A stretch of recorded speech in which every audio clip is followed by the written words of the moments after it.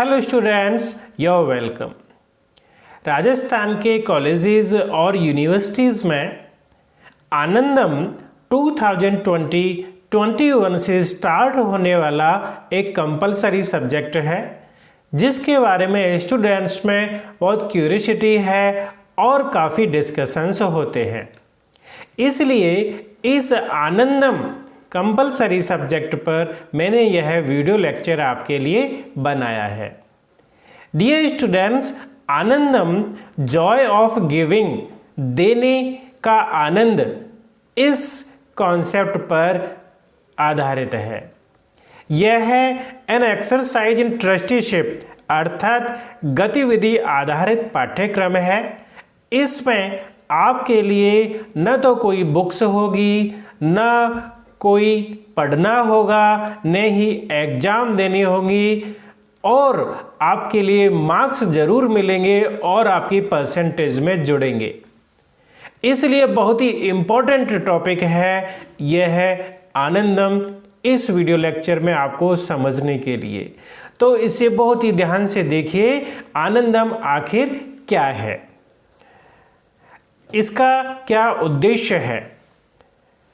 आनंदम का उद्देश्य विद्यार्थियों को समाज से जुड़कर संवाद करने, समाज की समस्याओं को समझने एवं सुलझाने के लिए उत्साहित करना है एवं विद्यार्थियों को देने और साझा करने की खुशी के प्रति संवेदनशील बनाना है। यह न केवल विद्यार्थियों के व्यक्तिगत, सामाजिक, नैतिक, शैक्षणिक और सर्वांगीण विकास के लिए बहुत प्रभावी साबित होगा, बल्कि उनकी नेतृत्व गुण को भी निखारेगा और उनमें समाज के प्रति सेवा व परोपकार के भाव जागृत करेगा, जिससे एक स्वस्थ व प्रसन्न मानसिकता का समाज विकसित होगा। यह किन कक्षाओं के लिए है? यह अनिवार्य विषय 2020-21 में स्नातक प्रथम वर्ष व स्नातकोत्तर पूर्वार्ध कक्षाओं में प्रारंभ किया जाएगा। आनंदम आगामी वर्षों में अन्य सभी कक्षाओं में उत्तरोत्तर लागू होता रहेगा। यह सभी नियमित और स्वयं पाठी विद्यार्थियों के लिए अनिवार्य विषय है, अर्थात सत्र 2020-21 से यह बीए पार्ट फर्स्ट और PG post graduate part first previous के लिए लागू होगा। नेक्स्ट ईयर से जब ये क्लासेस नेक्स्ट क्लासेस में आएंगी तब उन पर लागू होगा। इस तरह से यह क्रमशः आगे बढ़ता रहेगा। यह अनिवार्य विषय 100 मार्क्स का होगा तथा इसके अंक कुल प्राप्त अंक में जोड़े जाएंगे। बहुत विशेष बात है कि इसके मार्क्स आपकी परसेंटेज में जोड़े जाएंगे, इससे आपकी परसेंटेज बनेगी। किसी भी छात्र को उसके कार्य के लिए अनुत्तीर्ण नहीं किया जाएगा। यदि उसने कोई प्रोजेक्ट अच्छे से नहीं किया तो उसे फेल नहीं किया जाएगा। यह इम्पोर्टेंट बात है। आनंदम का सिलेबस क्या है? आनंदम विषय का संपूर्ण सिलेबस विद्यार्थी द्वारा व्यक्तिगत और सामूहिक स्तर पर किए गए अच्छे कार्य हैं। जो विद्यार्थी अच्छे कार्य करता है वे ही सभी उसके सिलेबस में शामिल होंगे। कैसे होंगे ये अभी हम नेक्स्ट स्लाइड्स में समझेंगे। आनंदम की परीक्षा, क्या इसकी परीक्षा होगी? इसकी लिखित परीक्षा नहीं होगी, बल्कि यह गतिविधि आधारित प्रायोगिक विषय है, प्रैक्टिकल सब्जेक्ट है। इसका कुल मूल्यांकन व्यक्तिगत गतिविधियों और समूह परियोजनाओं, ग्रुप प्रोजेक्ट्स पर आधारित होगा, अर्थात इंडिविजुअल एक्टिविटीज और ग्रुप एक्टिविटीज पर आधारित इसका मूल्यांकन किया जाएगा। उन्हीं के आधार पर मार्क्स दिए जाएंगे। मार्क्स कौन देगा, कैसे देगा, ये हम नेक्स्ट पढ़ेंगे। आनंदम का शुल्क, इसकी फीस क्या होगी? फिर महाविद्यालय स्तर पर इसका कोई शुल्क नहीं होगा। यह एक प्रायोगिक विषय है जिसके लिए विश्वविद्यालय द्वारा नियमानुसार प्रायोगिक शुल्क लिया जाएगा। जैसे कि प्रैक्टिकल एग्जाम के लिए यूनिवर्सिटीज फीस लेती है, उसी तरह फीस ली जाएगी। कॉलेज लेवल पर इसका कोई अतिरिक्त शुल्क नहीं होगा। आनंदम का कालांश, इसका पीरियड कितने समय का है? इसका कालांश प्रतिदिन 30 मिनट का होगा। आनंदम अधिकारी, इसके ऑफिसर्स कॉलेज लेवल पर कौन होंगे? Mentor, nodal officer and PAC, 3 levels के होंगे।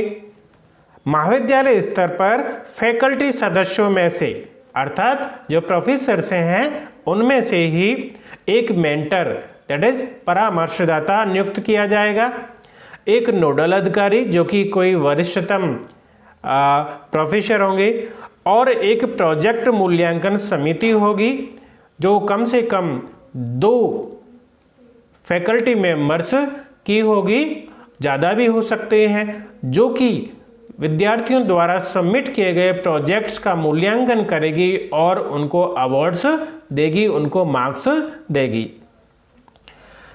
तो कॉलेज लेवल पर मेंटर नियुक्त किया गया है, इसमें उसकी क्या कार्य हैं, उसकी क्या ड्यूटीज़ हैं।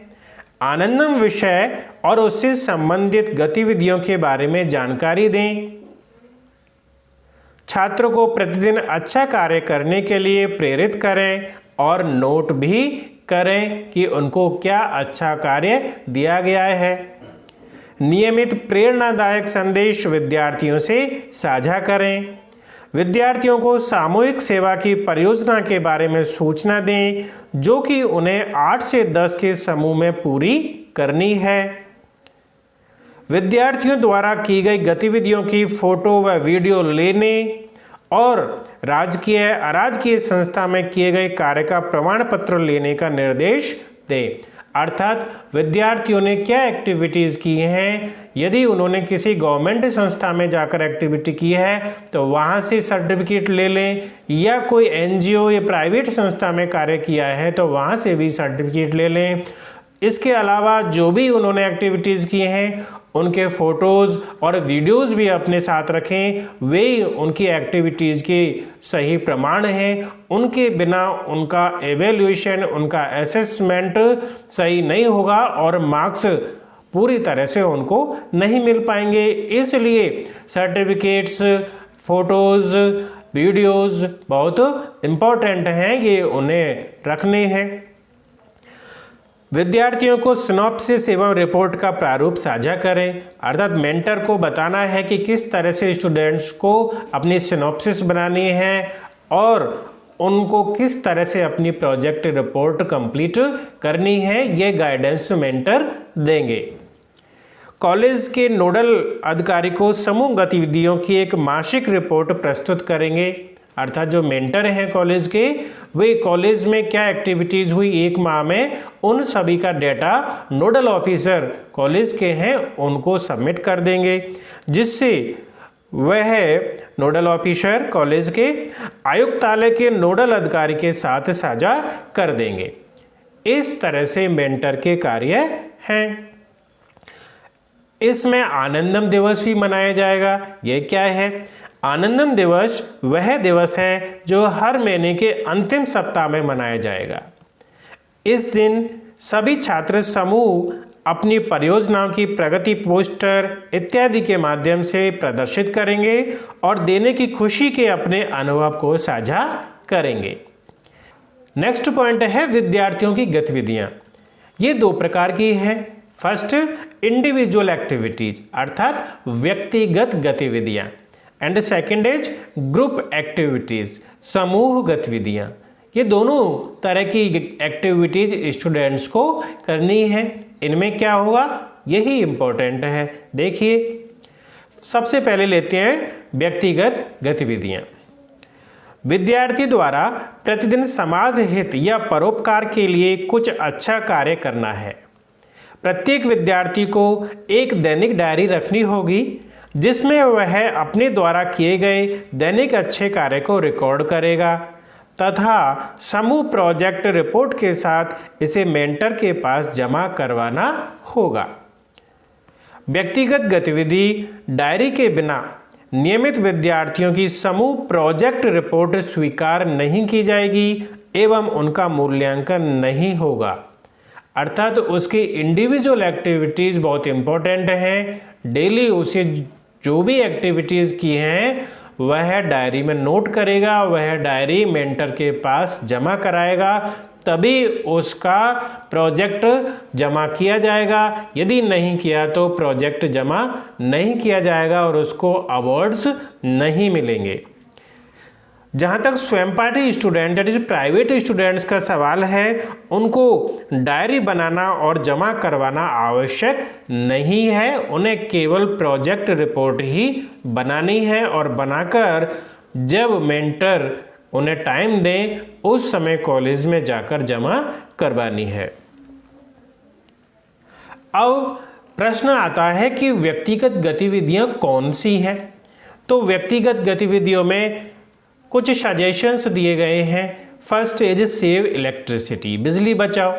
अर्थात यदि आप कॉलेज में हैं, घर पर हैं, ऑफिस में हैं या अन्य कोई जगह है जहां अनावश्यक रूप से बिजली जल रही है, कोई बल्ब जल रहा है, ट्यूबलाइट जल रही है, तो आप उसे स्विच ऑफ कर दें।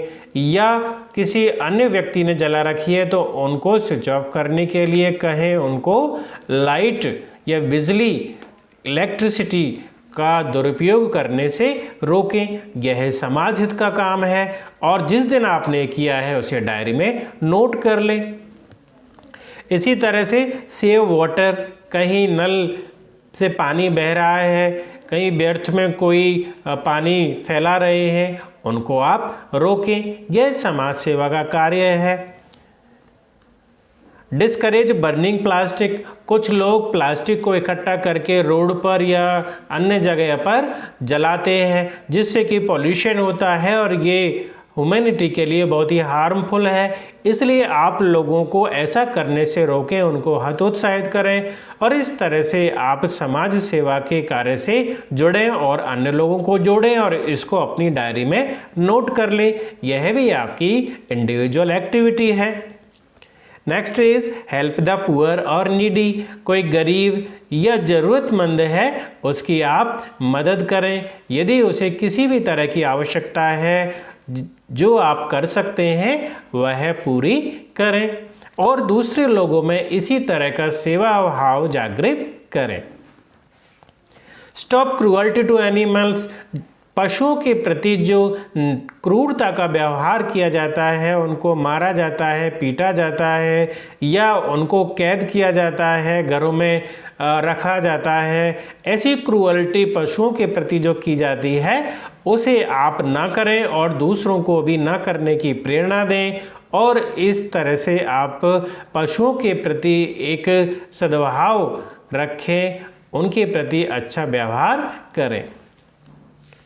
Save paper, paper that is कागज़ को भी बचाएं, अनावश्यक रूप से प्रिंट ना लें, अनावश्यक रूप से पेपर वेस्ट ना करें और दूसरे लोगों को भी वेस्ट ना करने की प्रेरणा दें। साथ में यदि प्रिंट आप ले रहे हैं तो वन साइड ही प्रिंट लेने की बजाय दोनों साइड प्रिंट लें जिससे पेपर यूज़ होगा। पेपर के मिसयूज से, वेस्टेज से बहुत ज़्यादा पेड़ों की कटाई करानी पड़ती है और उसकी वजह से एनवायरनमेंट को हानि होती है। इसलिए वेस्टेज ऑफ पेपर को भी आप डिस्करेज करें। नेक्स्ट, स्टॉप विमेन हैरेसमेंट, महिला उत्पीड़न को रोकने में आप पूरी मदद करें। आप इस तरह के संस्कार जागृत करें स्वयं में भी और दूसरों में कि महिलाओं की जितनी हो सके सहायता यदि वे मांगती हैं तो आप करें और उत्पीड़न कहीं हो रहा है उनका तो उसे रोकें। साथ में यदि कोई अनावश्यक रूप से उन्हें घूर रहा है, प्रताड़ित कर रहा है तो उसे भी आप रोकने का प्रयास करें। यह भी जन सेवा, समाज सेवा में आता है। Plant a sapling, water a tree, पेड़ लगाएं, पेड़ों में पानी दें, यह भी पर्यावरण संरक्षण के लिए बहुत ही अच्छा कार्य है। इसे आप करें, लोगों को प्रेरित करें। Stop throwing garbage on roads, और रोड्स पर कचरा फेंकना रोकें, लोगों को प्रेरित करें कि रोड पर किसी तरह से कचरा नहीं फेंकें बल्कि कचरा पात्र पर डालें। कचरा पात्र नहीं है तो इस तरह डाला जाए कि रोड पर ना हो और अनावश्यक पॉल्यूशन और गंदगी ना की जाए। लोगों को इस तरह से आप समझाकर अपने यह एक्टिविटी बढ़ा सकते हैं। डोनेशंस और गिफ्ट्स, यदि किसी नीडी को कुछ डोनेशन की आवश्यकता है तो आपकी यदि क्षमता है तो आप दीजिए, अदरवाइज किसी भामाशाह या अन्य व्यक्ति को प्रेरित करके आप डोनेशंस की व्यवस्था कर सकते हैं। गिफ्ट्स की आवश्यकता है, किसी को फूड की आवश्यकता है, किसी को कपड़े कंबल आदि की आवश्यकता है तो उन्हें पूर्ति करने की कोशिश कीजिए। नेक्स्ट, हेल्प इन कंप्यूटर और इंटरनेट, किसी को कंप्यूटर में किसी प्रॉब्लम को सॉल्व करना है, उसे नहीं हो पा रहा है तो आप उसकी मदद कर सकते हैं, या इंटरनेट में कोई प्रॉब्लम है, कोई ट्रांजैक्शन में प्रॉब्लम आ रही है, कोई उसे किसी भी तरह की प्रॉब्लम है तो आप मदद कर सकते हैं। इस तरह से ये कुछ एक्टिविटीज़ हैं पर्सनल, इनकी सुझाव आपके लिए दिए गए हैं, इनको आप करते रहें और डेली अपनी डायरी में नोट करते रहें। यही आपकी इंडिविजुअल एक्टिविटीज़ हैं। इंडिविजुअल एक्टिविटीज़ करने पर जो डायरी बनी है उसे आप मेंटर को बताएंगे, सबमिट भी करेंगे और उसी के आधार पर आपका ग्रुप प्रोजेक्ट जमा किया जाएगा। अदरवाइज आपका ग्रुप प्रोजेक्ट जमा नहीं किया जाएगा। नेक्स्ट आती हैं ग्रुप एक्टिविटीज या प्रोजेक्ट्स। महाविद्यालय द्वारा 8 से 10 विद्यार्थियों के समूह बनाए जाएंगे, ग्रुप्स बनाए जाएंगे, जो कि समाज या जरूरतमंद लोगों को लाभ पहुंचाने वाली परियोजनाओं पर कार्य करेंगे। प्रत्येक समूह द्वारा सेमेस्टर योजना में प्रति सेमेस्टर एक प्रोजेक्ट करना है, अर्थात जिन कॉलेजेस में सेमेस्टर चलते हैं वहां पर उन स्टूडेंट्स को एक प्रोजेक्ट एक सेमेस्टर में पूरा करना है, तथा वार्षिक योजना में भी एक ही प्रोजेक्ट करना है। अंतर क्या है, सेमेस्टर सिस्टम में 50 मार्क्स का होगा यह प्रोजेक्ट, और वार्षिक योजना जहां वार्षिक परीक्षा होती है वहां पर यह 100 मार्क्स का प्रोजेक्ट होगा। प्रत्येक ग्रुप में एक नेता का चयन करेंगे, एक ग्रुप लीडर बनेगा जिससे कि नेतृत्व का भाव जागृत होगा, गुण जागृत होगा। सेमेस्टर योजना में प्रत्येक प्रोजेक्ट की अवधि 4 माह है, लेकिन कोविड-19 के कारण इसे 2 माह में ही पूर्ण करना है। सत्र 2020-21 में कोविड-19 के दौरान आनंदम विषय को ऑनलाइन ही चलाया जाएगा। कैसे चलाया जाएगा? अतः मेंटर्स द्वारा व्हाट्सएप पर ही ग्रुप्स बनाकर प्रेरित करना व निर्देश देने का कार्य किया जाएगा। इस तरह से ग्रुप्स, व्हाट्सएप ग्रुप्स बनेंगे और मेंटर्स डेली उनको प्रेरणा देंगे, संदेश देंगे, बताएंगे कि आपको क्या पर्सनल एक्टिविटीज़ करनी है, और ग्रुप एक्टिविटीज़ में यदि उनको कोई प्रॉब्लम है तो उसे भी बता देंगे।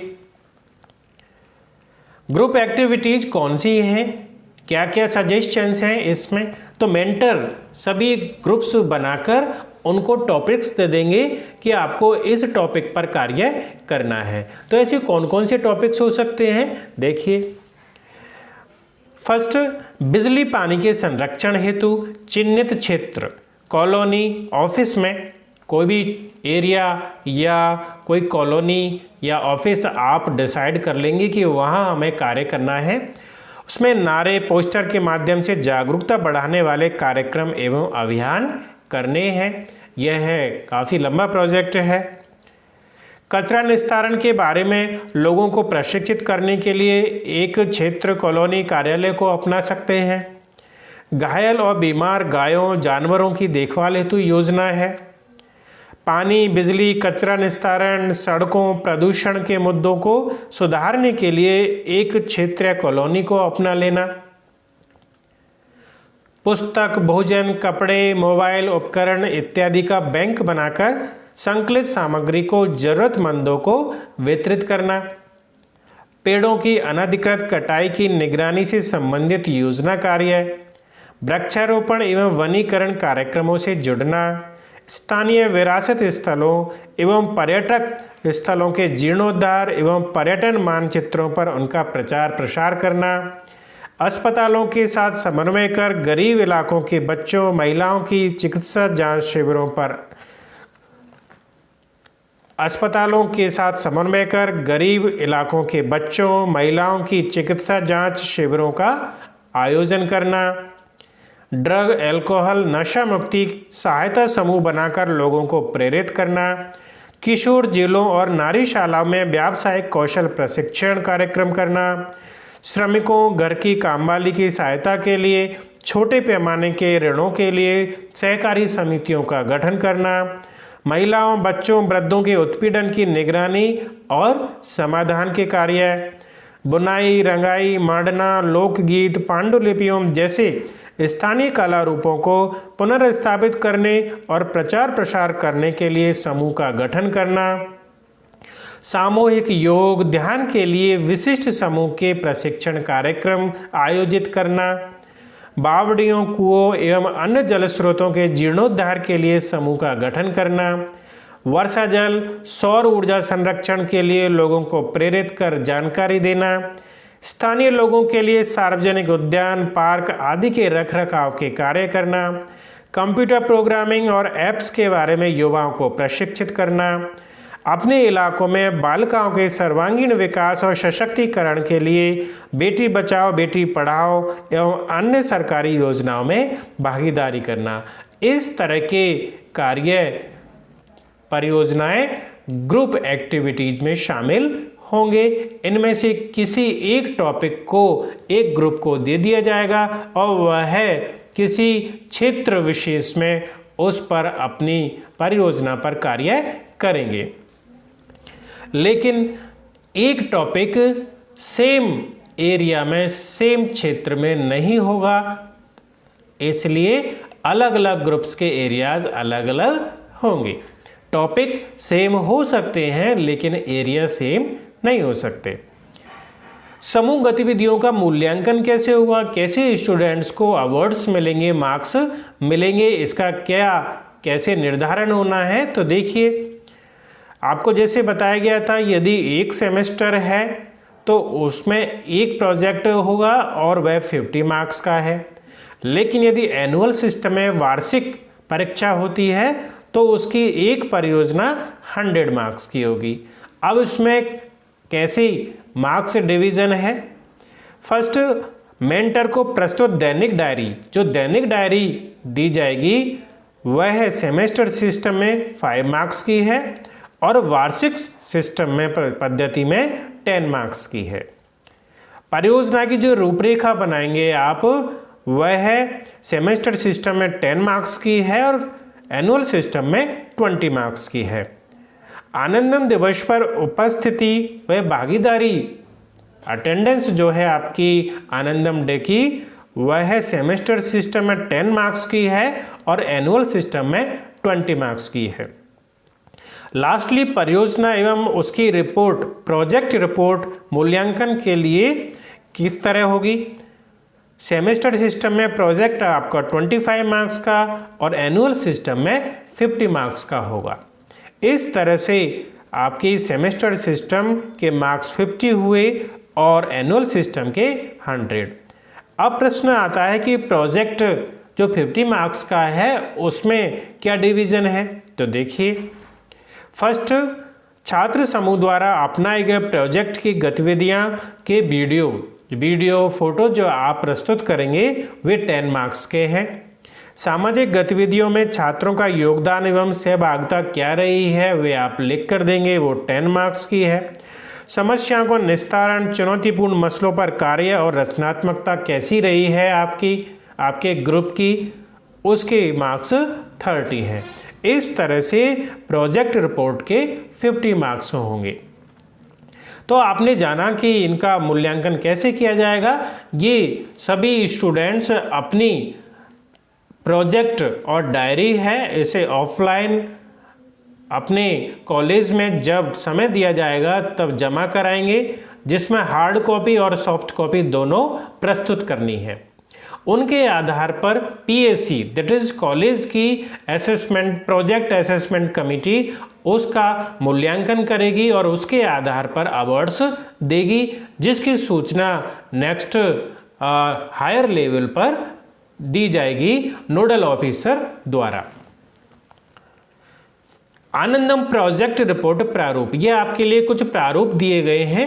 तो ये फर्स्ट फॉर्मेट 3 ये कॉलेज लेवल का है कि कॉलेज किस तरह से अपने प्रोजेक्ट्स जो स्टूडेंट्स से करवाए गए हैं उनकी इंफॉर्मेशन हायर अथॉरिटीज़ को देगा। नेक्स्ट इज आनंदम के तहत परियोजना की रूपरेखा का प्रारूप कि कैसे बनाई जाएगी। तो इसमें देखिए कॉलेज, विभाग, विश्वविद्यालय का नाम लिखा जाएगा, कॉलेज का समर्पित आनंदम जीमेल आईडी क्या है, परियोजना का शीर्षक, सामुदायिक सेवा का स्थान, जहां जो एरिया आपने सेलेक्ट किया है उसका स्थान, मेंटर का क्या नाम है, कक्षा या सेमेस्टर कौन सा है, प्रतिभागियों का विवरण, इसमें प्रतिभागियों का नाम लिखना है, उनका कॉन्टैक्ट डिटेल्स और उनकी सिग्नेचर्स और लास्ट में मेंटर के हस्ताक्षर। इस तरह का ये प्रारूप 1 है। नेक्स्ट रूपरेखा में निम्नलिखित प्रमुख बिंदुओं के तहत परियोजना का संक्षिप्त विवरण होगा। इसमें परियोजना का परिचय दिया जाएगा, परियोजना के उद्देश्य, कार्य का चिन्हित क्षेत्र, लक्षित लाभार्थी, अपनाई जाने वाली पद्धति प्रक्रिया क्या है, सरकारी निकाय या गैर सरकारी संगठन है उनके द्वारा प्राप्त सहयोग यदि मिला है। तो इन पॉइंट्स में आप अपने पूरे प्रोजेक्ट की डिटेल्स लिखेंगे और फिर लास्टली विद्यार्थियों के हस्ताक्षर हो जाएंगे। आनंदम के तहत परियोजना रिपोर्ट का प्रारूप किस तरह से है ये अभी आपको बताया था। परियोजना रिपोर्ट को निम्नलिखित प्रमुख बिंदुओं में विभाजित किया जाएगा कि उसकी परियोजना रिपोर्ट की प्रस्तावना बनेगी, फिर उसका आभार, किसका आभार करते हैं वे ग्रुप के स्टूडेंट्स, फिर परियोजना का परिचय, उसका क्या उद्देश्य है, अपनाई जाने वाली पद्धति प्रक्रिया का विवरण, गतिविधियां और समयावधि क्या है उसकी, परियोजना के दौरान सामाजिक संवाद एवं निरीक्षण व अनुभव का विवरण, फोटोग्राफ अथवा मीडिया कवरेज यदि कोई हो, परियोजना की उपलब्धियां या लाभ क्या रहे, समूह के सदस्यों का व्यक्तिगत योगदान, निष्कर्ष एवं परियोजना का अनुभव और फिर छात्रों के नाम और हस्ताक्षर। यह है भी इस रूप में आपको प्रोजेक्ट बनाना है। पूरा टॉपिक आपने सुना, ध्यान से समझा। यह बहुत ही इम्पोर्टेंट सब्जेक्ट है, बहुत गतिविधि आधारित है, पूर्ण आनंद देने वाला है। इसमें आपको कुछ पढ़ना नहीं है, कुछ भी याद नहीं करना है और एग्जाम भी नहीं देनी है और मार्क्स मिल जाएंगे। कैसे मिलेंगे? देने की खुशी के साथ। अर्थात यदि किसी को आप कुछ देते हैं, परोपकार करते हैं, उसका जो आनंद होता है वही यहाँ आनंदम द जॉय ऑफ गिविंग है। तो स्टूडेंट्स, आपने इसे यहाँ तक ध्यान से सुना समझा, इसके लिए आपको बहुत बहुत धन्यवाद। मेरे चैनल को सब्सक्राइब कीजिए, शेयर कीजिए वीडियोज़ को और लाइक एंड कमेंट भी कीजिए। Thank you very much.